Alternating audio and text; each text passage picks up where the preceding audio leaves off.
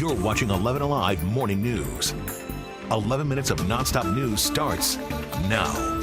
Kicking off your 11 minutes of nonstop news with a check on your forecast. Chesley, you warned us about the rain, but it won't be around for much longer. No, it is starting to end. We have one cluster that's really left over here. You can see up here to the north, this is Forsyth County into northern Fulton County, where we have some very heavy rain. You can see the lightning strikes associated with this heading into Hall County as well. This will be dissipating. In fact, it was a bit stronger just off to the west, but now starting to dissipate a little bit as it continues to push into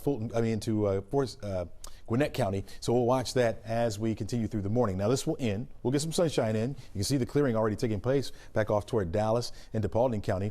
We'll get the sunshine in. Temperatures will heat up to around 86 degrees for an afternoon high with the possibility for more thunderstorms this afternoon. Protesters across the country plan to hit the streets again today, more than 24 hours after a leaked draft opinion showed the Supreme Court could overturn Roe versus Wade. There are still a lot of emotions and questions about what happens next in Georgia and the timeline. Karis Belger joins us. Karis, Georgia's abortion laws have been tied up in courts for a couple of years. A lot could change here quickly.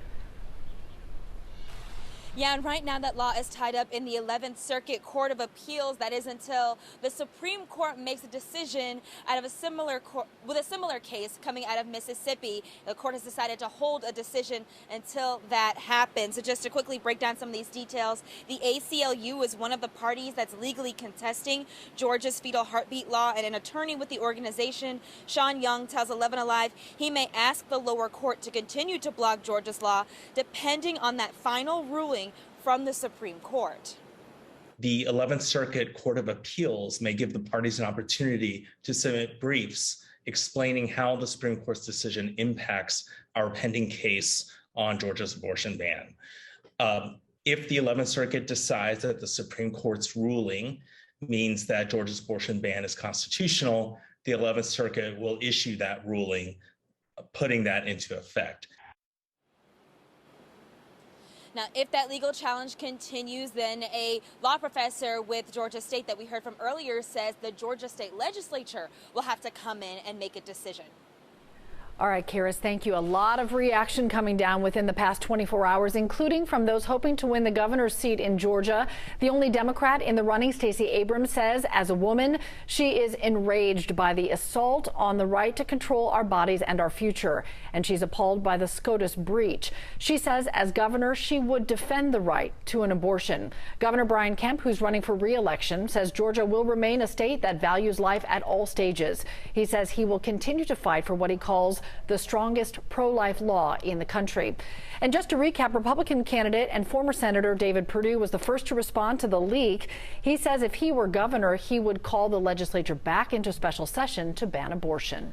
New this morning, Atlanta Mayor Andre Dickens is making a big announcement that the city has the money it needs to complete the Atlanta Beltline.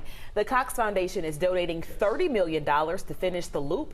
It is still going to take some time, though, but the Beltline CEO says he can now say with confidence the Beltline will be finished by the end of 2030. This morning, we're getting new early voting numbers as polls are set to open for the third day. The Secretary of State's office says Georgia saw record turnout and no lines on day one of primary voting.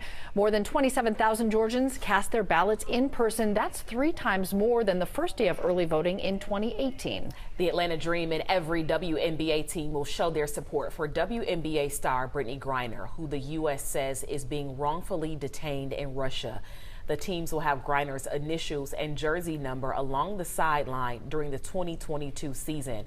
Right now, the Biden administration is working aggressively to secure her release, even as her legal case plays out. Georgia ranks among the worst places in the country for maternal health. State leaders want to change that, and that's why they're putting a spotlight on the issue today at the state capitol. Molly Oak live with more. Molly, tell us what today's event is all about spotlighting. Yeah, lawmakers signed a resolution calling today at the Capitol Maternal Mental Health Day. It's something organizations say is desperately needed to start a conversation that really needs to be had right here in Georgia. Check out these statistics that came from the Postpartum Support International, specifically from the Georgia chapter. Chantel Cargill is the president of that. She says we are ranked 50th in the U.S. for maternal mortality in the country. Cargill says 1 in 7 women will experience some type of perinatal mental health challenge, and says women of color are at a higher risk, with perinatal mood and anxiety disorders affecting 1 in 3 Black women. She says as Mother's Day is just around the corner, this is obviously top of mind. The event today at the Capitol starting at 10 and running till noon. You'll hear from lawmakers and survivors. Guys. Molly, thank you. It is 6:56. Here is a look at what you need to know before you head out the door. The Federal Reserve is expected to make a major move to help lower inflation. Interest rates will go up a half point. That's the biggest bump in 22 years. It means you could pay higher rates on everything from credit cards to mortgages. Check your bank account. Today is the day surplus tax refunds are expected for some Georgia taxpayers. We've been telling you about this one for a while now.